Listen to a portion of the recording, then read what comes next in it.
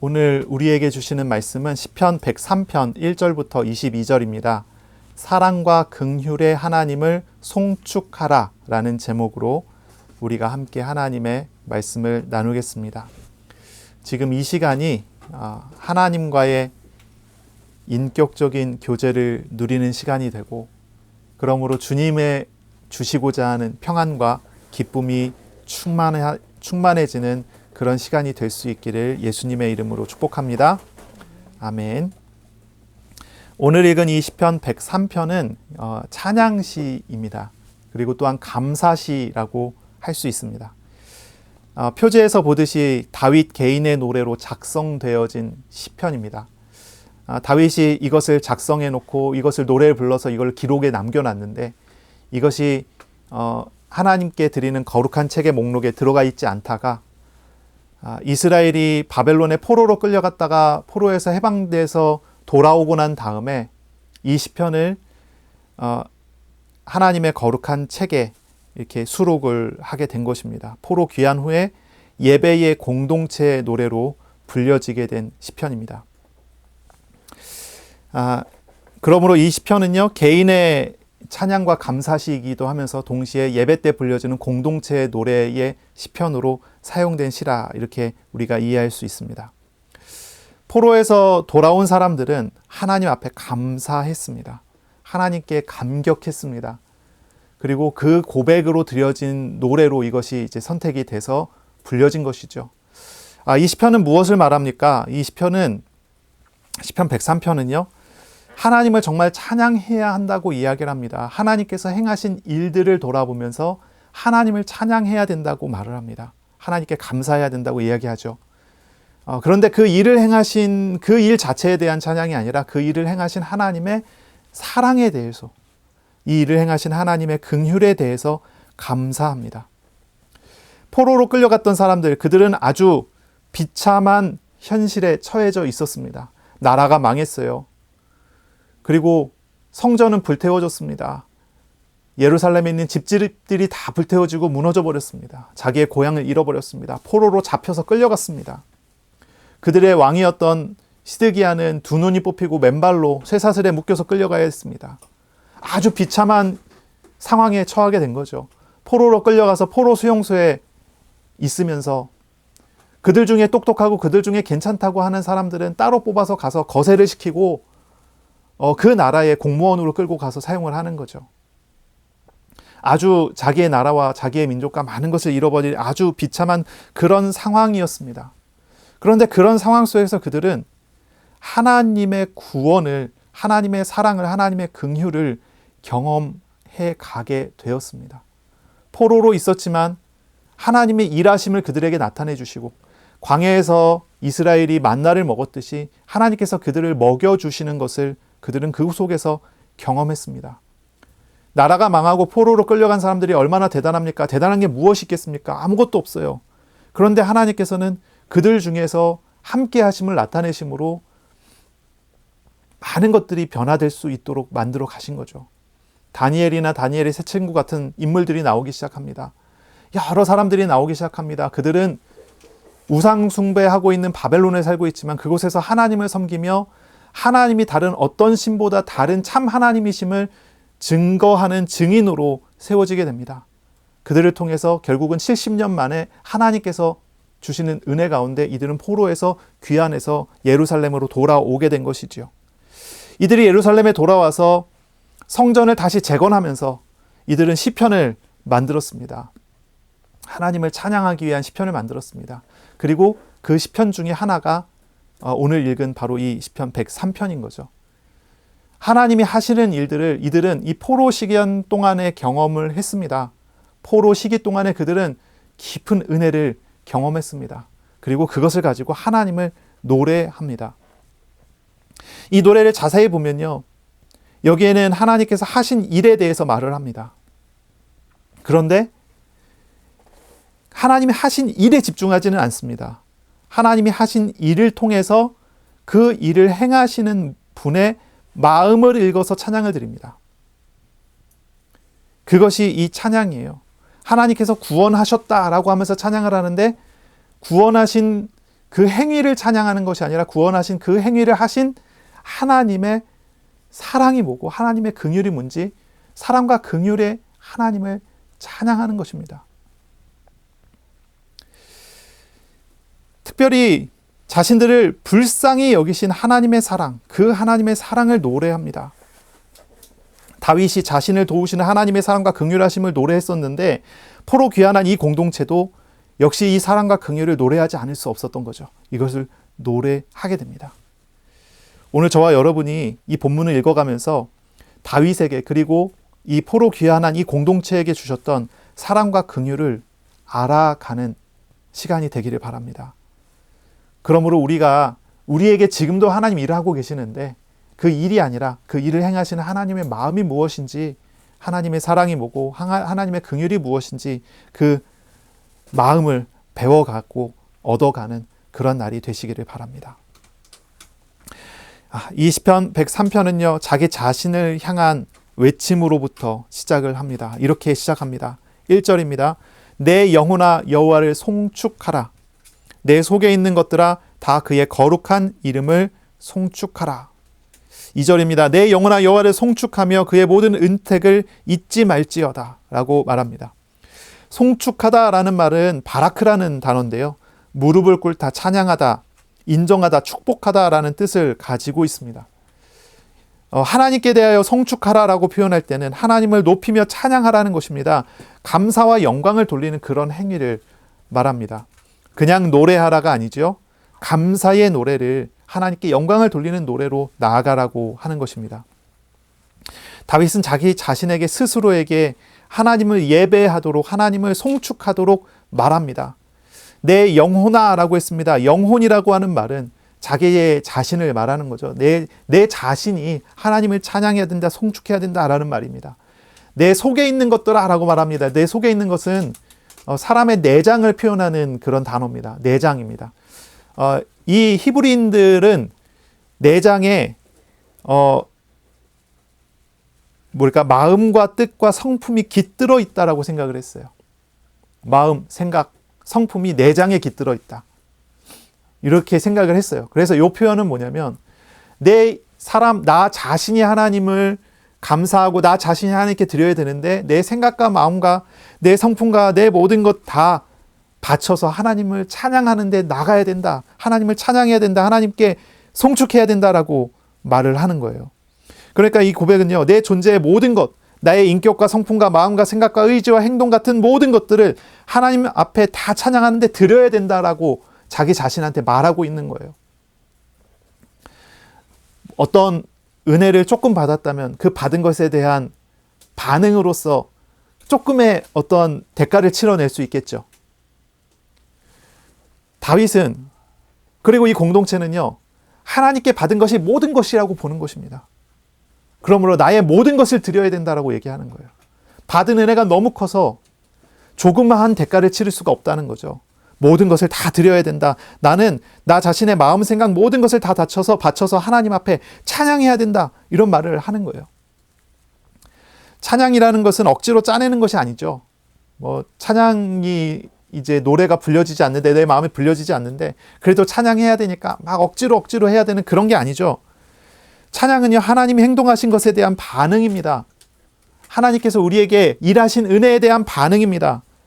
다윗이 찬양하는 것은요, 하나님이 과거에 행하셨던 그 일들이 지금 나에게 있음을 분명히 알았기 때문이에요.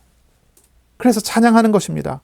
그래서 2절에 표현하기를 뒤에 이렇게 얘기합니다. 그의 모든 은택을 잊지 말지어다. 하나님께서 나에게 은택을 주셨으니 나는 모든 것을 들여서 하나님을 찬양해야 된다. 이렇게 말을 하는 거예요. 은택이라는 말은 은혜로운 혜택입니다. 하나님께서 우리에게 은혜로 혜택을 주셨어요. 그런 잊지 말아야 된다라고 얘기하는 거예요. 은혜라는 단어 우리가 잘 알죠. 은혜는 무엇입니까? 대가 없이 받았다는 것을 가지고 얘기할 때 은혜라고 얘기합니다. 우리가 돈을 지불해서 물건을 사면 그걸 은혜라고 부르지 않습니다. 주고 받은 것입니다. 그런데 내가 돈을 주지 않았는데 내가 일방적으로 어떤 것을 받게 됐어요. 그때 우리는 표현하기를 은혜 받았다라고 표현을 하는 것입니다. 다윗은 자신이 하나님께 드리지 않았는데 하나님으로부터 오는 놀라운 혜택을 가지고 있으니 그것을 가지고 찬양해야 된다고 말을 하고 있는 것입니다. 어떤 은혜입니까? 3절부터 5절에 다윗은 자신에게 임한 하나님의 사랑을 묵상하고 고백합니다. 3절입니다.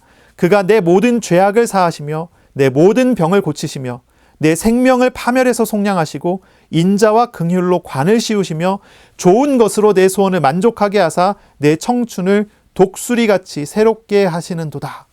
이렇게 말을 합니다. 다윗은 하나님이 자신에게 주신 은혜로운 혜택을 하나하나 짚으며 고백합니다. 이렇게 표현합니다. 하나님은 사하신 분입니다. 고치신 분입니다. 속량하신 분입니다. 관을 씌우신 분입니다. 만족을 주신 분입니다. 라고 고백합니다. 5가지에 걸쳐서 이야기를 하는 거죠. 먼저 3절부터 생각해 봐요. 사하시고 고치시고, 이건 무슨 의미입니까? 그가 너의 모든 죄악을 사하시며 너의 모든 병을 고치셨다라고 하는 이 말은 무엇입니까? 다윗은 자신이 죄인임을 고백하는 것입니다. 그리고 하나님이 그 죄로 인한 병이 자신에게 있는데 그것을 치유하셨다라고 말을 하는 것입니다. 이 죄악은 무엇입니까? 다윗이 말하는 죄악은 무엇입니까? 하나님을 반대하고 하나님의 다스림을 거부하는 행동을 했다고 하는 것입니다. 이것은 단순히 법을 어긴 것을 넘어서, 이 율법을 어긴 것을 넘어서 하나님의 주권을 인정하지 않고 자신이 주인이 되려고 하는 교만과 반역이 일어났음을 뜻하는 말입니다. 그 죄를 자신은 가지고 있는 거예요. 내가 하나님을 거절하고 거부하고 하나님의 다스리심을 거부하고 내가 주인 되려고 하는 그러한 마음과 그러한 생각 속에 하나님의 대적자가 딱 되어 있는데, 하나님께서는 그 죄를 사하여 주시고 그 죄로 인한 병까지도 고쳐주셨다. 이런 말인 거예요. 이 죄는요, 아담으로부터 비롯되어 온 죄입니다. 모든 사람이 피할 수 없는 본성에 담겨져 있는 죄입니다. 로마서 2장에 이야기하잖아요. 사람들은 자기 마음에 하나님 두기를 싫어합니다. 그게 사람의 마음이죠. 사람의 본성입니다. 하나님은 세상 모든 만물을 통해서 하나님을 알만한 것들을 다 심어 놓으셨습니다. 그래서 어느 누구도요, 저 우주를 바라보면서, 저 자연을 바라보면서, 사람을 바라보면서, 미생물까지도 바라보면서 신의 존재를, 하나님의 존재를 알게 돼 있습니다. 그러나 그 하나님을 자기 마음에 두기 싫어합니다. 그것이 인간의 본성이죠. 다윗이 가지고 있는 이 고백은 자신의 본성에 따른 그러한 일들을 이야기를 하는 거예요. 그리고 그것에 대한 결과 어떻게 됩니까? 죄의 결과, 사람들은 죽음을 다 향해 가는 것입니다. 생명의 근원이신 하나님을 떠나고 그 하나님을 거절하고 거부하는 사람들은 하나님 없는 곳으로 가는 거죠. 다윗은요, 바로 이러한 죄를 자신의 죄로 인식을 하고 있습니다. 그리고 자신이 당하는 문제를 전부 이 죄로 인해서 온 문제로 인식하고 있습니다. 자, 병이라고 하는 단어는요, 타할루임이라고 하는 단어입니다. 이 타할루임은 이 육신에서 난 병, 이 병을 훨씬 넘어서 더 많은 것을 말하고 있는 단어입니다. 이 단어는요, 인간의 연약함을, 인간의 당할 모든 고통과 고난을 다 포함해서 이야기하는 단어입니다. 기아 상태에 들어가고 기근을 만나고 하는 모든 고난까지도 포함되는 것입니다. 이게 타할루임이라는 단어는 그러한 단어입니다. 삶에서 만나는 고통과 고난, 이런 것들을 다윗은 죄의 결과로 받아들였습니다.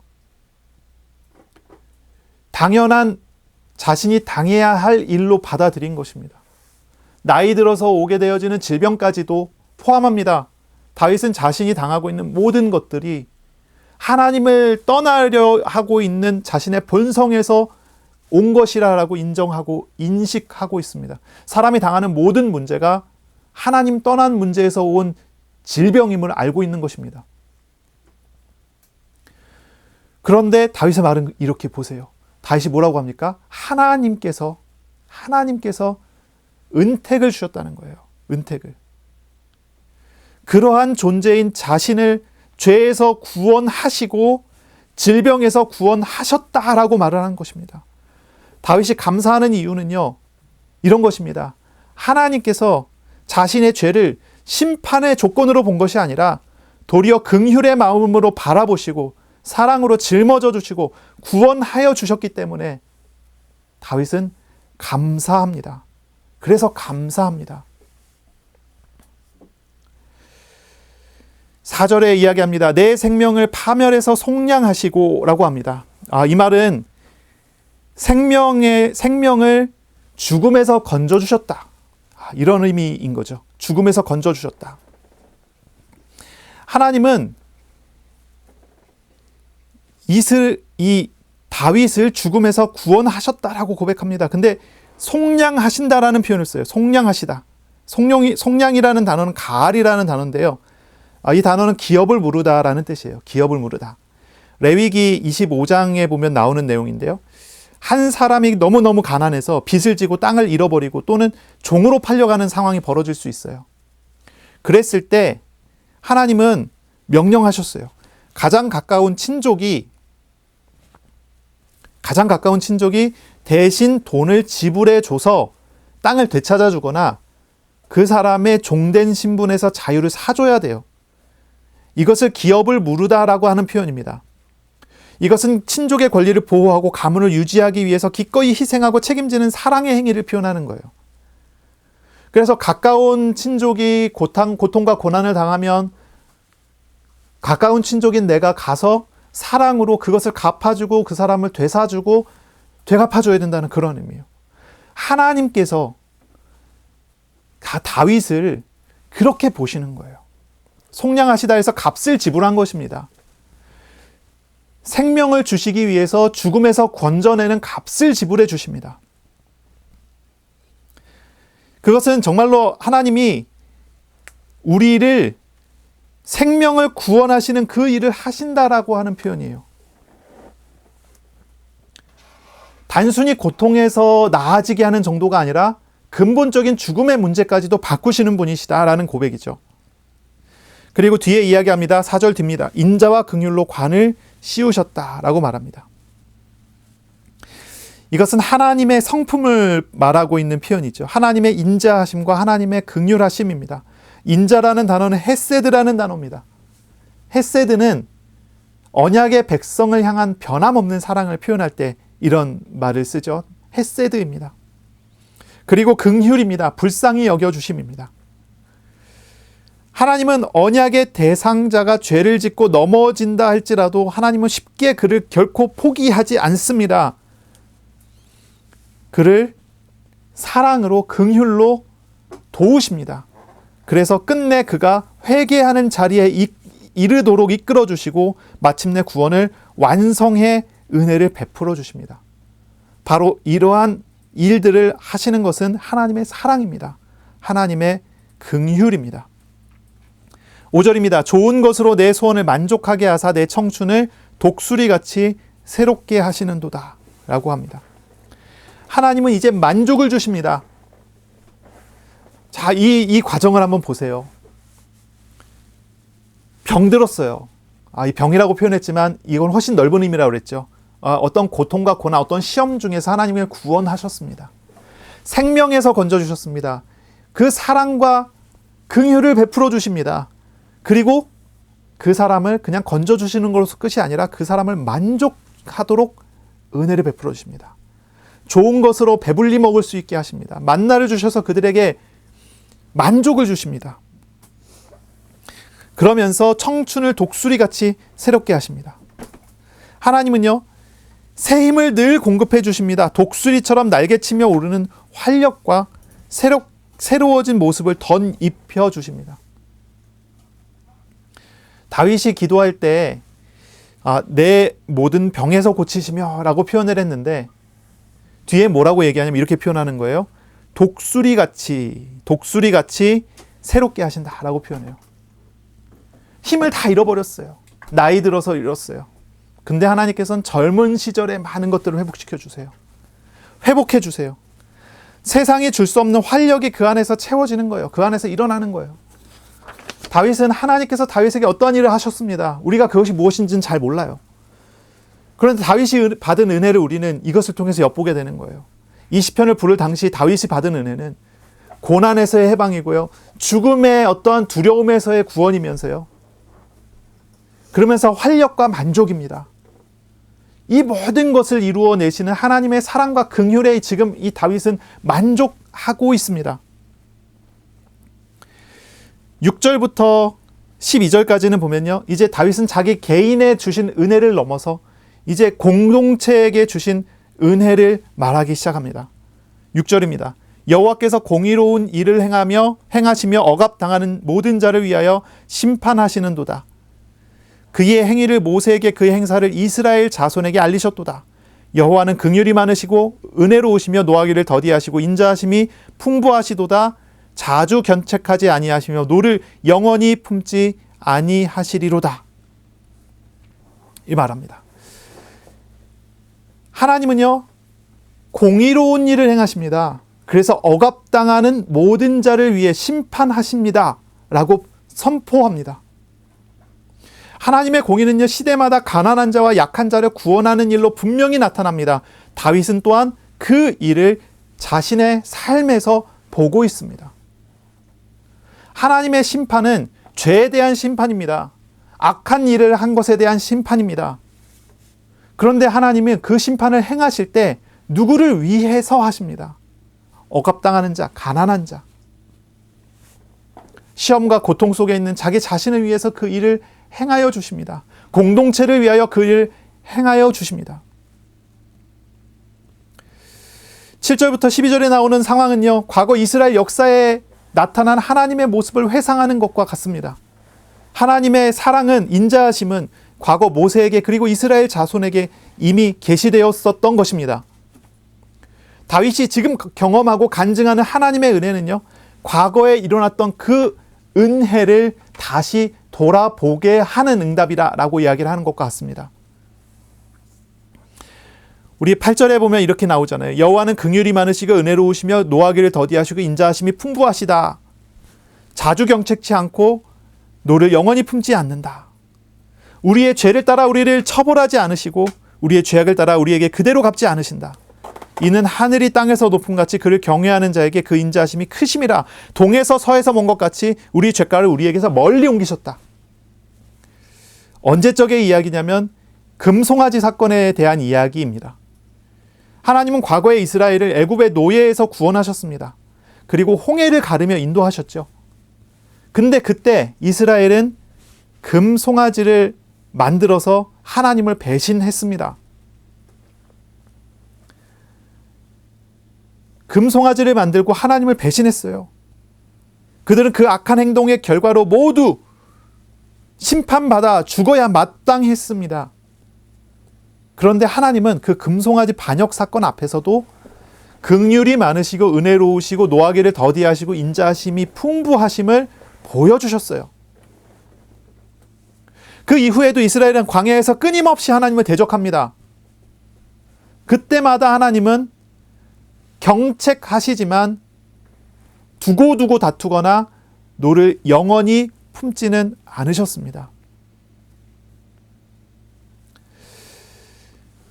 죄에 대하여 분노하는 것은 하나님의 공의를 드러내는 성품입니다.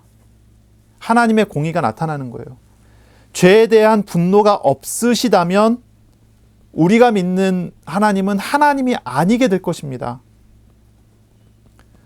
하나님은 죄에 대하여 분노하시는 분이고 그렇게 하셔야만 그분이 진짜 창조자이며 참 하나님을 우리가 알 수 있습니다. 하나님의 분노가 없다면 하나님의 공의는 심각하게 훼손당하게 되어 있습니다. 그런데 하나님께서 그 분노를 이스라엘의 죄에 대한 그 분노를 나타내셔야 되는데 그 분노를 스스로 억제하여 주셨다라고 합니다. 그리고 그 분노를 어디로 돌리시죠? 훗날 십자가 위에 그리스도께 그 분노를 돌리십니다. 이것이 하나님의 사랑이고 하나님의 긍휼입니다.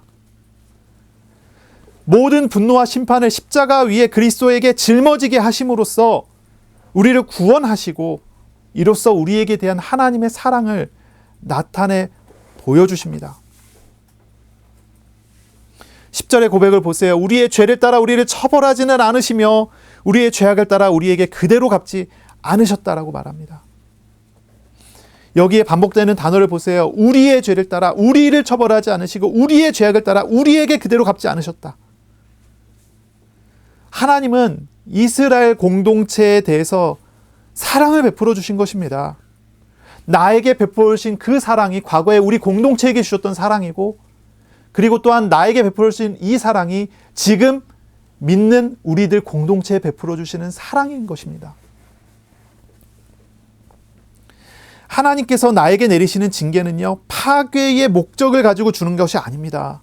언제나 하나님은 회복을 위한 일을 도모하셔요. 하나님의 자비는 하나님의 성벌을 스스로 짊어지시며 우리에게 대한 하나님의 사랑을, 긍휼을 나타내 주시는 그러한 일들입니다. 9절 10절은 참 독특한 고백이 아닐 수 없어요. 부정형의 고백이다, 우리가 이렇게 표현합니다. 부정형입니다. 하나님은 나를 사랑하십니다, 이렇게 표현한 것이 아니라 하나님은 나에게 이렇게 하지는 않으십니다, 이렇게 부정형으로 고백하는 거예요. 하나님이 나를 자주 경책하지 않습니다. 하나님이 나에게 노를 영원히 품지 않습니다. 하나님이 나의 죄를 따라서 나를 처벌하지 않습니다. 나의 죄악을 따라 나에게 그대로 갚지 않습니다, 라고 말을 합니다. 이것은 하나님이 우리에게 행하시지 않은 일에 대한 고백을 하는 것입니다. 심판받아서 마땅한 상황, 형벌을 내리는 것이 지극히 정당한 그런 상황 속에서도 하나님은 그렇게 하시지 않았습니다. 과거에 그렇게 하지 않았습니다. 다윗에게 지금 그렇게 하지 않았습니다. 그리고 포로 귀환한 이스라엘 공동체가 이렇게 고백합니다. 이스라엘이 죄를 졌기 때문에 그 죄로 인해서 포로로 끌려갔는데, 그들이 고백하기를 죄의 결과 그렇게 됐는데 하나님께서 그 죄에 대한 결과로 이스라엘에게 행하신 일들이 어떤 것이었나라고 고백하는 거예요. 포로로 끌려갔다가 돌아온 이 사람들이 하는 얘기는 무엇입니까? 하나님께서 은혜로 짊어져 주시고 은혜로 우리를 도우신다, 이 고백을 하는 거예요. 어떻게 보면 굉장히 비참하고 굉장히 처참한 상황 속에 빠졌던 것이 아니었습니까? 그런데 하나님과 동행했던 그들은 그 비참한 현실 속에서도 그것을 다 짊어지신 분이 함께 하시는 것을 경험합니다. 그들은 고백합니다. 하나님의 은택이 나에게 있다라고 말합니다. 하나님은 나를 건지신다고 이야기합니다. 누가 봐도 죽음의 자리에 있는 것 같은데 그 사람은 이야기하기를 하나님은 나에게 생명을 주신다라고 말을 합니다. 죽음을 짊어지신 하나님이 함께 하시기 때문입니다. 광야는 죽음의 땅입니다. 그러나 하나님과 함께하는 사람들에게 광야는 천국과 같았습니다. 이런 고백이 다윗에게 있었고 포로로 끌려갔다 돌아온 이 사람들에게 있는 것입니다. 이 사실은 참 중요한 교훈들을 주죠. 하나님은 결코 기계적인 율법주의자가 아니시라는 것입니다. 하나님은 자기 백성에게 지극히 인격적이신 분이십니다. 죄를 졌으니 심판하겠다가 아니라 그 심판을 짊어져 주시고 자비를 베풀어 주십니다. 오래 참아 주십니다. 기다려 주십니다. 사랑하기에 우리의 짐을 오래 대신 짊어져 주시고 사랑하기에 오래 참아 주십니다. 이 사실들을 경험해 왔었던 이들의 고백을 보세요. 11절, 12절입니다. 이는 하늘이 땅에서 높음같이 그를 경외하는 자에게 그의 인자하심이 크심이로다. 동이 서에서 먼 것 같이 우리의 죄가를 우리에게서 멀리 옮기셨으며 라고 말합니다. 하늘과 땅, 그리고 동서, 위아래, 양옆에 이야기합니다. 하늘이 땅에서 높음같이, 얼마나 높습니까? 끝이 없습니다. 동이 서에서 먼 것 같이 끝이 없이 넓습니다. 그런 것처럼 하나님의 사랑은 우리에게 이렇게 넓고 높음으로 나타납니다. 하나님을 알아가는 저와 여러분이 되시기 바랍니다. 하나님의 사랑이 무엇인지를, 그 긍휼이 어떤 것인지를 경험하고 누리는 저와 여러분이 되시기를 바랍니다. 13절을 보세요. 하나님과 우리와의 관계를 부모 자식 관계로 묘사합니다. 아버지가 자식을 긍휼히 여김같이 여호와께서는 자기를 경외하는 자를 긍휼히 여기시나니. 자, 하나님은 자기 백성을요, 자식을 대하여 주듯이 라고 얘기합니다. 자식을 대하여 주듯이 대하여 주십니다. 긍휼히 여겨주십니다. 긍휼히 여겨주세요. 긍휼이라는 말은 라참이라는 말이에요. 라참. 애가 끊어질 듯이 불쌍히 여긴다는 그런 말이에요. 아버지가 아픈 자식을 불쌍히 여기고 희생하고 사랑하는 것처럼 하나님께서는 연약하고 넘어지는 우리들을 끊임없이 사랑하시고 긍휼히 여기세요. 그 일들을 나타내 주십니다. 14절입니다. 이는 그가 하나님 우리를 긍휼히 여기시는 이유가 무엇입니까? 그가 우리의 체질을 아시며 우리가 단지 먼지뿐임을 기억하심이로다. 우리의 체질을 아세요. 우리의 본성을 아세요. 우리가 죄성 가진 존재임을 잘 아시죠. 우리가 먼지뿐임을 알고 계세요. 이 먼지뿐이라는 말은 무엇입니까? 이제 15절, 16절에 보면 이제 표현이 됩니다. 인생은 그날이 풀과 같으며 그 영화가 들의 꽃과 같도다. 사람의 인생은요, 풀 같아요. 그리고 꽃 같아요. 어떻습니까? 마르고 시들어 버려요. 그리고 난 다음에 16절에 보세요. 그것은 바람이 지나가면 없어지나니. 광야에 피는 꽃이 어떻습니까? 광야에 자라는 풀이 어떻습니까? 곧 시들어지고 말라버려요. 그런 가운데 광야에 뜨거운 바람이 불면 어떻게 됩니까? 산산이 부서져서 먼지가 돼버려요. 티끌이 돼버리고 맙니다. 어디 있는지 그 자리도 알지 못하게 돼버리고 맙니다. 다윗은 이야기하는 거예요. 자기 자신이 어떠한 존재인지 잘 인식하고 있어요. 인생이 무엇인지를 인식하고 있어요.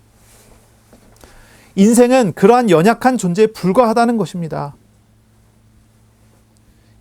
하나님께서 이러한 존재인 우리 자신을 아시기에, 우리의 어떤 이 연약함을 아시기에 하나님은 아버지가 자식을 긍휼히 여긴 같이 우리를 긍휼히 여겨주신다 얘기하는 거예요. 애끓는 불쌍히 여김이 우리에게 있다라고 하는 거죠. 하나님은 영원하시잖아요. 그런데 우리는 영원하지 않아요. 아주 짧아요. 영원하신 하나님에 비하면 우리의 존재는 먼지에 불과한 것이죠. 하나님은 우리의 아버지가 되시기에 우리의 그 연약함을 보시고 우리의 죄과를 보시고 정죄하시지 않습니다. 오히려 더 많은 사랑과 은혜를 덮어주십니다. 불완전하고 상처투성인 자녀를 향해 쏟아지는 사랑이 많은 아버지의 자비하심이 나타나는 것입니다.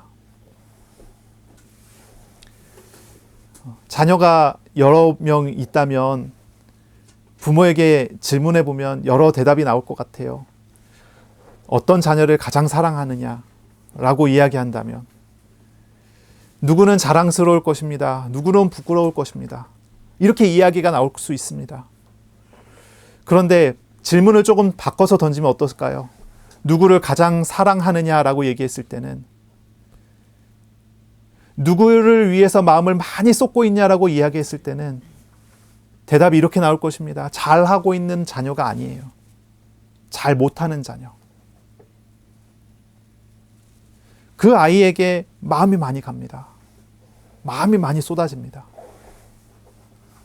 연약하기에 부족하기에 그에게 더 주려고 합니다. 그게 부모의 마음이죠. 우리가 먼지뿐임을 아시는 하나님은 우리에게 긍휼의 마음을 가지고 우리에게 은혜를 베풀어 주시려 하십니다. 나의 연약함을 보시고 하나님은 더 은혜를 베풀어 주려 하십니다. 그것이 아버지의 마음입니다. 아버지의 마음입니다.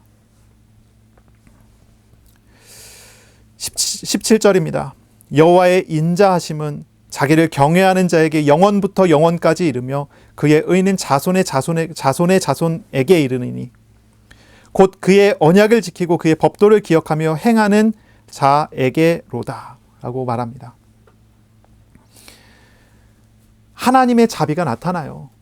여기에 이야기하죠. 어떤 사람에게 나타납니까? 하나님을 경외하는 사람, 하나님을 경외하는 사람, 또한 하나님의 언약을 따르는 사람, 하나님의 말씀을, 법도를 기억하여 행하는 사람이라고 이야기합니다. 자, 누가 진정으로 하나님을 경외하는 사람입니까? 우리가 이런 질문을 해봐야 돼요. 어떤 사람이 하나님을 경외하는 사람입니까? 도덕적으로 완전한 사람이 아니에요. 도덕적으로 완전한 사람이 아닙니다. 가난한 자이지만 하나님의 은혜를 입은 사람이에요. 어둠 속에서 빛 대신 하나님의 빛을 비춤을 받은 사람이에요. 곧 우리들입니다. 하나님은 우리들에게 은혜를 베풀어 주십니다. 하나님은 언약 때문에 언약의 백성에게 그 은혜를 베풀어 주십니다. 지금 이 노래 속에 등장하는 인물들을 한번 생각해 보세요. 다윗입니다. 다윗이에요. 여기 나오는 사람들 생각해 보세요. 금송아지 사건을 가지고 하나님을 배신했던 사람들입니다. 억압받는 사람입니다. 가난한 사람입니다. 그러한 사람을 하나님 알게 해서 경외하게 만들고 언약의 백성된 존재임을 깨닫게 하고 하나님 말씀 앞으로 끌어들여서 앉혀놓은 사람들입니다. 우리는 턱없이 연약하지만 하나님께서는 우리의 연약함을 도우심으로 우리는 하나님을 경외하는 자리에 서게 됐습니다. 바로 이러한 사람들에게 주신 은혜는 바로 그 대에서, 그 당대에서 끝나지 않습니다. 그 하나님의 사랑은 우리와 우리의 언약의 후대에게 계속 이어갈 것이다 라고 말하고 있습니다. 이제 다윗의 시선은요, 개인에게서 이스라엘 공동체로 갔죠. 이제 이 시선은요, 하나님을 경외하는 모든 사람에게 갔습니다. 그리고 천사들에게까지 확장이 됩니다. 19절부터 22절입니다. 여호와께서 그의 보좌를 하늘에 세우시고 그의 왕권으로 만유를 다스리시도다. 능력이 있어 여호와의 말씀을 행하며 그의 말씀에 소리를 듣는 여호와의 천사들이여 여호와를 송축하라. 그에게 수종들며 그의 뜻을 행하는 모든 천군이여 여호와를 송축하라. 여호와의 지으심을 받고 그가 다스리시는 모든 곳에 있는 너희여 여호와를 송축하라. 내 영혼아 여호와를 송축하라. 다윗은 하늘의 공동체인 천군과 천사에게 하나님을 송축해야 된다라고 말하고 하나님을 경외하게 된 하나님의 통치 속에 있는 모든 곳에 있는 너희들이여 여호와를 송축하라고 하고 또한 마지막으로 자기 자신에게 다시 하나님을 송축하라고 촉구합니다. 말합니다.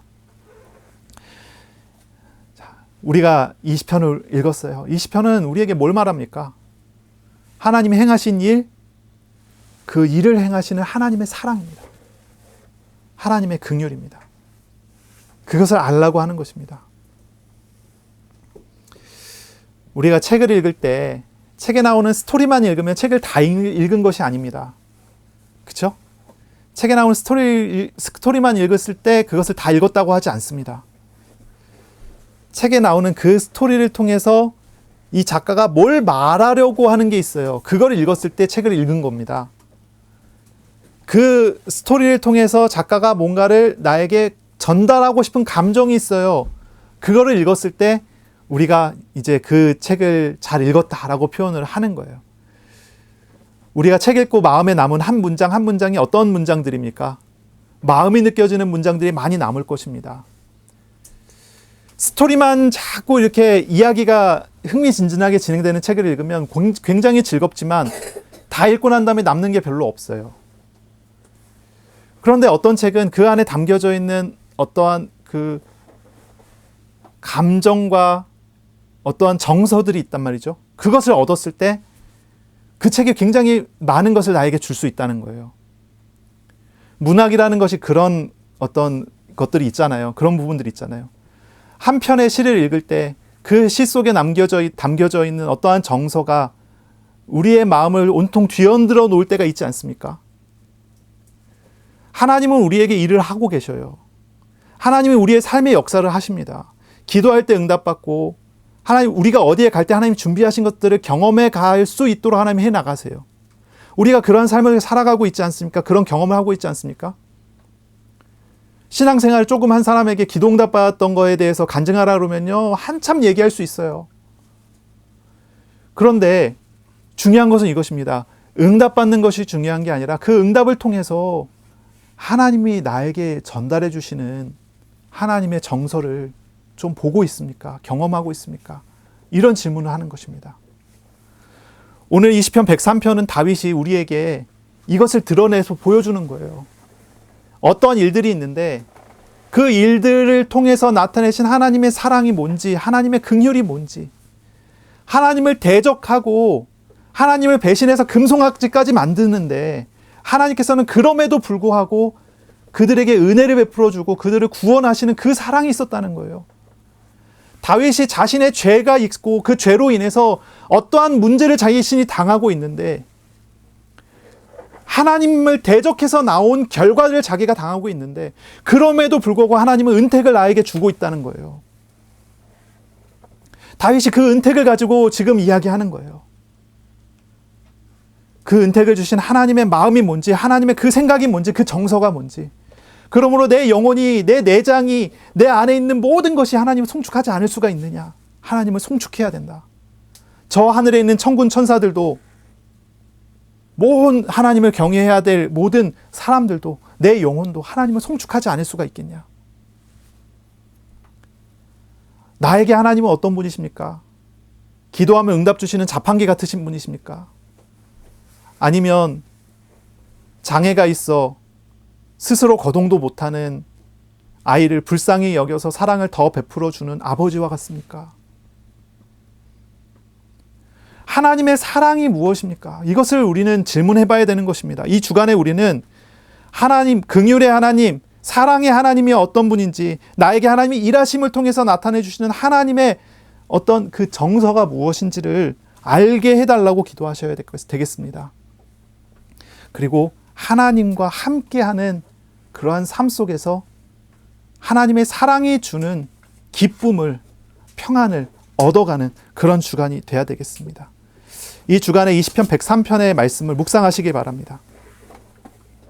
이 고백이 나를 향한 아버지의 사랑을 깊이 알아가는 나의 묵상이 되고 또한 나의 찬양이 되기를 바랍니다. 기도하겠습니다. 하나님 아버지, 오늘 우리에게 말씀 주시고 또 우리로 하나님의 사랑을 알아가라라고 인도하여 주시니 감사합니다. 이 주간에 우리가 지식이 아니라 논리가 아니라 우리에게 찾아와 베풀어 주시는 사랑과 긍휼의 하나님을 알아가는 시간 될 수 있도록 복 내려 주옵소서. 감사합니다. 예수님의 이름으로 기도합니다. 아멘. 우리 구주 예수 그리스도의 은혜와 하나님 아버지의 사랑하심과 성령님의 교통하심이 이제로 영원까지 항상 함께 있을지어다. 아멘.